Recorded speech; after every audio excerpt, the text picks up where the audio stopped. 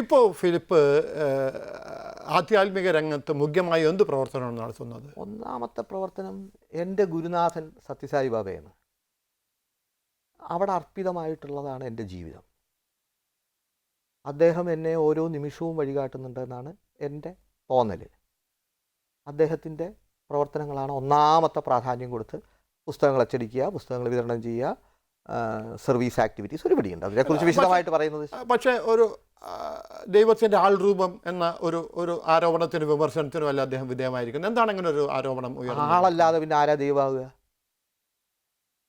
ദൈവമാകാൻ ഏറ്റവും പറ്റിയത്, ഈശ്വര തേജസ് ഏറ്റവും കൂടുതൽ വിളങ്ങാൻ സൗകര്യമുള്ളത് മനുഷ്യനിലാണ്. കല്ലിൽ ഇല്ല എന്നല്ല ഞാൻ പറയുന്നത്. അഹല്യ കല്ലായിരുന്നു, പക്ഷെ ശ്രീരാമൻ ചവിട്ടിയാൽ അഹല്യയാവും. മനുഷ്യനായിട്ടുള്ള രൂപത്തിനാണ്, മനുഷ്യനാണ് ദൈവമാകാനുള്ള ഏറ്റവും ഉയർന്ന പടിയിലെത്തി നിൽക്കുന്ന മനുഷ്യനല്ലേ.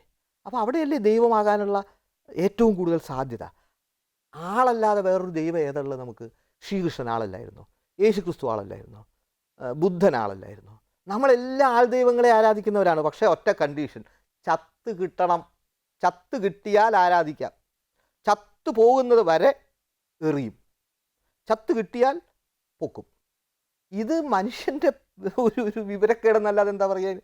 അല്ല, എന്ത് അതുകൊണ്ട് എനിക്ക് ഏറ്റവും പ്രചോദനമാണ് സായിബാബ പ്രസാദിന് നൽകുന്നത്? എൻ്റെ ജീവിതത്തിൻ്റെ പൂർവജന്മ കർമ്മഭാണ്ഡങ്ങളിൽ പോലും അദ്ദേഹം സജീവമായിട്ട് എൻ്റെ കൂടെ ഉണ്ടായിരുന്നു. അതൊന്ന് വിശദീകരിക്കാമോ? അത് നമുക്ക് ഒരു വല്ലാത്ത, ഈ ജീവിതത്തിൽ, എൻ്റെ ജയിൽ ജീവിതത്തിൽ പോലും അദ്ദേഹത്തിൻ്റെ സാന്നിധ്യം ഉണ്ടായിരുന്നു എന്ന് എന്നെ ബോധ്യപ്പെടുത്തി തന്നിട്ടുണ്ട്. അത് ഒരു മഹാഭാഗ്യമാണ്. ആ സാന്നിധ്യം ജയിലിൽ ഞാൻ ഏറ്റവും കഷ്ടപ്പെട്ട സമയത്ത് ഞാൻ നിന്നോടുകൂടെ ഉണ്ടായിരുന്നു എന്ന് എന്നെ ബോധ്യപ്പെടുത്തുന്ന 2-3 സംഭവങ്ങൾ പരസ്പരം സംഭാഷണത്തിലുണ്ടായി. അടുത്ത് ഇൻ്റർവ്യൂവിന് 3-4 അവസരം കിട്ടിയിട്ടുണ്ട്.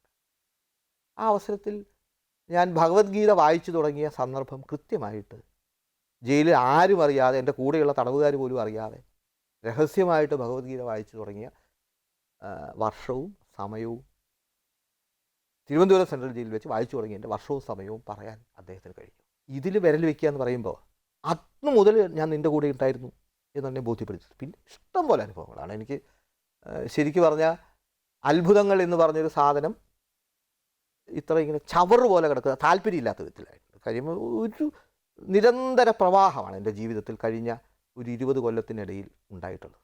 അത് സാധനങ്ങൾ ഉണ്ടാക്കുക, സാധനങ്ങൾ ഇല്ലാതാക്കുക ഒക്കെ ഉണ്ടായിട്ടുണ്ട്. അതൊന്നും ഇന്നൊരു അത്ഭുതമേ അല്ല. അല്ല, ജന്മപരമായി ലഭിച്ച ക്രൈസ്തവ വിശ്വാസം പൂർണ്ണമായും ഉപേക്ഷിച്ചുകൊണ്ടാണ് പ്രസാദ് ഒരു സായി ഭക്തനായി മാറിയത്? അല്ല, ജന്മപരമായിട്ട് എനിക്ക് ക്രിസ്തുവിലുള്ള വിശ്വാസമാണ്. ക്രൈസ്തവ വിശ്വാസവും ക്രിസ്തുവിലുള്ള വിശ്വാസവും തമ്മിൽ വലിയ വ്യത്യാസമുണ്ട്.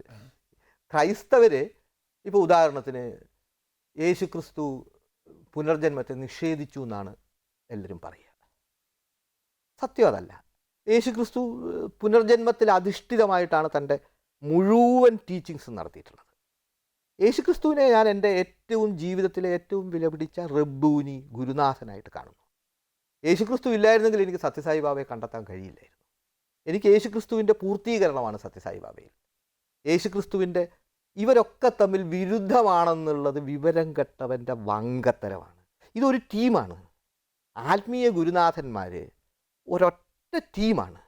അത് യേശു ക്രിസ്തു സത്യസായി ബാബയ്ക്കെതിരെ, സത്യസായി ബാബ അമൃതാനന്ദമയ്ക്കെതിരെ, ഇതൊക്കെ തലയ്ക്കകത്ത് ഇതിനെക്കുറിച്ച് യാതൊരു വിവരവും ഇല്ലാത്തവർ ഇങ്ങനെ അവർക്ക് ആകെ കാണാൻ കഴിയുന്ന വൈരുദ്ധ്യമാണ്. അനുപൂരക ഭാവം എന്നുള്ളത് അവരുടെ തലച്ചോറിലില്ലാത്തതുകൊണ്ട് അവർ പുറത്തും കാണുന്നില്ല. അത്രയേ ഉള്ളൂ അതിനകത്ത്. ഇന്ന് ഏതെങ്കിലും മതപരമായ ആചാരങ്ങൾ അനുഷ്ഠിക്കുന്ന ആളാണ് ഫിലിപ്പ് പ്രസാദ്? ഞാൻ ചിലപ്പോൾ അവിടെയൊക്കെ ചോദിച്ചാൽ കർക്കിടക മാസം ഞാൻ രാമായണം തുടങ്ങി. കുറേ വായിച്ചു കഴിഞ്ഞപ്പോൾ ഞാൻ പണ്ടേ വായിച്ചിട്ടുള്ള സാധനം ഞാനതങ്ങ് നിർത്തി. ജ്ഞാനവാസിഷ്ടം വായിക്കാൻ തുടങ്ങി. ജ്ഞാനവാസിഷ്ടം വായിക്കാൻ തുടങ്ങിയപ്പോൾ എനിക്ക് ഇത്തിരി ഭാഗവതം വായിക്കണമെന്ന് തോന്നി. ഭാഗവതം അങ്ങനെ തോന്നിയപ്പോൾ എനിക്ക് ബൈബിൾ വായിക്കണമെന്ന് തോന്നി. ഇതിനകത്ത് കറക്റ്റായിട്ട് കർക്കിടക മാസത്തിൽ ഈ രാമായണം ഒരിക്കൽ കൂടി വായിച്ച് തീർത്തോളാം എന്നുള്ള കരാറൊന്നും എനിക്കില്ല. അതേസമയം കർക്കിടക മാസം അല്ലേ, രാമായണം ഒന്ന് വായിക്കല്ലേ നല്ലത് എന്നുള്ള ഭാവം തുടങ്ങും. അപ്പോൾ അവിടെ ഒരു റിലാക്സ്ഡ് അപ്രോച്ചാണ്. അതായത് ആചാരാനുഷ്ഠാനങ്ങളിൽ ഞാൻ ബന്ധിതനാകാതിരിക്കാൻ ഞാൻ പ്രത്യേകം ശ്രദ്ധിക്കാറുണ്ട്. അതിനെ അപ്പുറമാണ് സ്നേഹം എന്നുള്ള സാധനം. ഈശ്വരനോടുള്ള ബന്ധം സ്നേഹമാണ്. ഈശ്വരന് ഭയവുമുണ്ട് സ്നേഹവുമുണ്ട്. പക്ഷെ പൊന്തി നിൽക്കേണ്ടത് സ്നേഹം. അല്ല, ഏതെങ്കിലും മതാചാരങ്ങൾ അനുഷ്ഠിക്കുന്നുണ്ട് ഇപ്പോൾ? ഒരു മതത്തിൻ്റെയും ചട്ടക്കൂട്ടിനകത്തല്ല ഞാൻ നിൽക്കുന്നത്.